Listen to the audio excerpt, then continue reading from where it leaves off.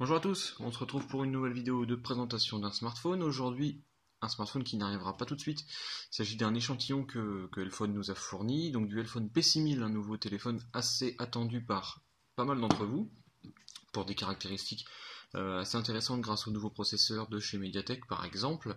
Donc on va faire un tour rapide de l'appareil et voir un petit peu si c'est un appareil que je peux vous recommander. Donc on va commencer tout de suite par la présentation du design. On va tout de suite l'ouvrir pour regarder un petit peu ce qu'il y a à l'intérieur.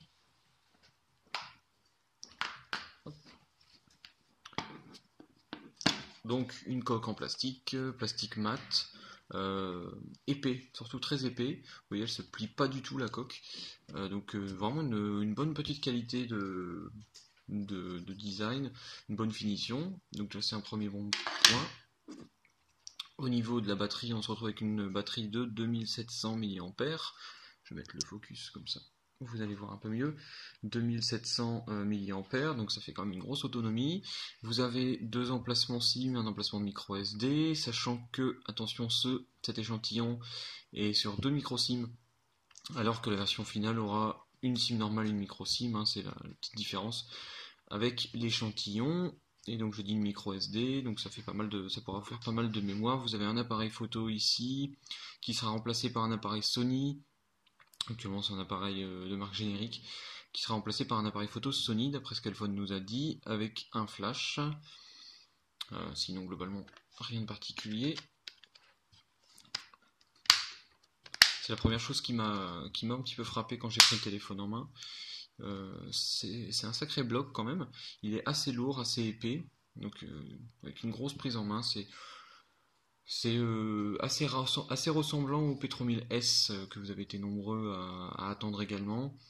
Donc il est assez proche en fait du P3000S avec un design un peu différent, mais surtout avec des performances différentes. Mais pour l'instant c'est un téléphone qui me laisse une bonne impression. Alors sur le dessus on retrouve un jack de 3,5 mm, sur la droite vous retrouvez le bouton power, les boutons volume, sur le dessous vous avez un micro ainsi qu'un emplacement micro USB pour le rechargement, connexion à votre PC. Sur la tranche gauche rien, donc on va tout de suite l'allumer. Android 4.4, sachant que il a été fortement vanté comme étant le premier téléphone low cost à être sur Android 5. Bon, ça sera pas tout de suite, ça sera pas au lancement non plus. Elphone parle de premier trimestre, donc c'est encore un peu flou, mais vous aurez une mise à jour OTA ici. Hop, en mise à jour, vous aurez une mise à jour OTA possible pour permettre justement Android 5. Bon, on verra à quel moment Elphone le fera, mais en tout cas sachez que cet appareil sera mis à jour à coup sûr en tout cas. Alors, au niveau du menu, on retrouve une très légère surcouche habituelle de chez Elphone, donc rien de transcendant, surtout des icônes un petit peu remodifiées.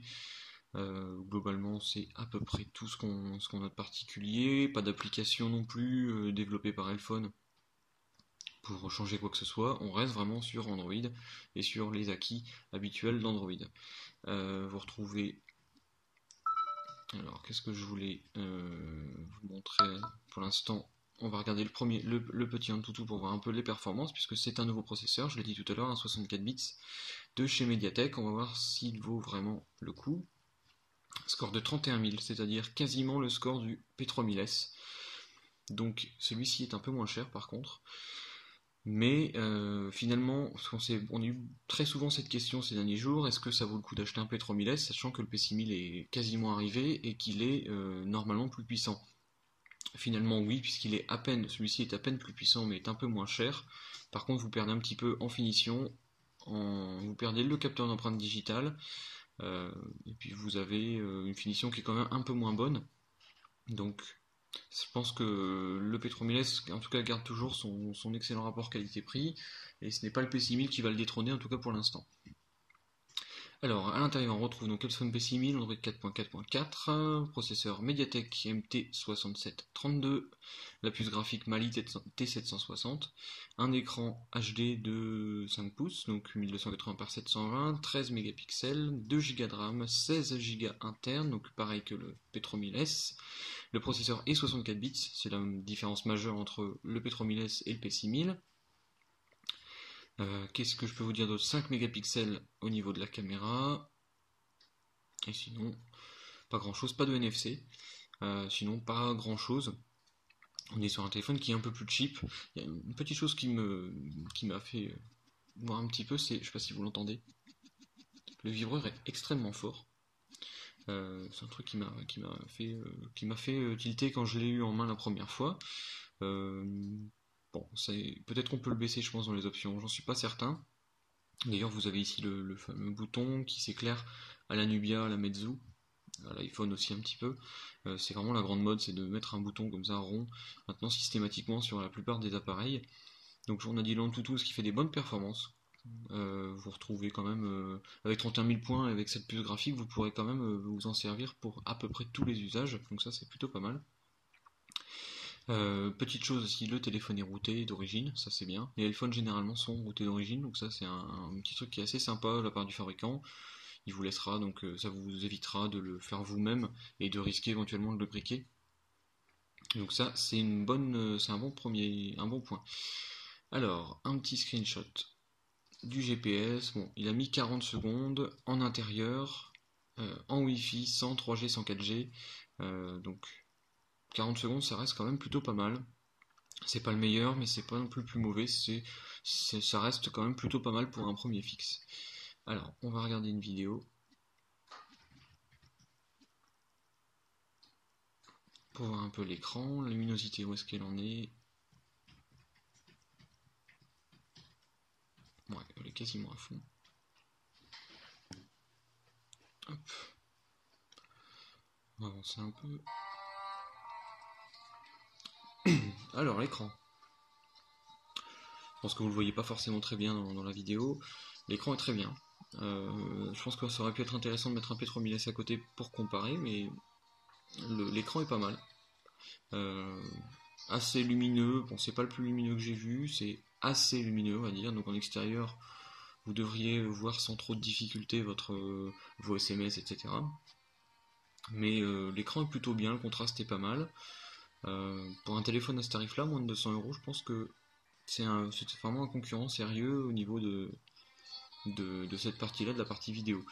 Euh, le haut-parleur va assez fort, bon le son n'est pas terrible, hein, c'est vraiment un haut-parleur de téléphone.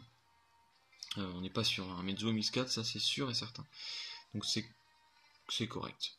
Voilà, c'est plutôt pas mal. La partie audio est pas extraordinaire, mais la partie vidéo est plutôt pas mal. Alors sinon, globalement, qu'est-ce que je peux vous montrer d'autre? Je pense que j'ai fait un bon petit tour, vous avez déjà pas mal d'infos. D'ailleurs, je le précise, puisque là on est le 31 décembre, petit cadeau de nouvelle année, ce téléphone est à gagner. On va vous le faire gagner en concours, puisque c'est un échantillon, hein, c'est pas un modèle commercialisable en l'état.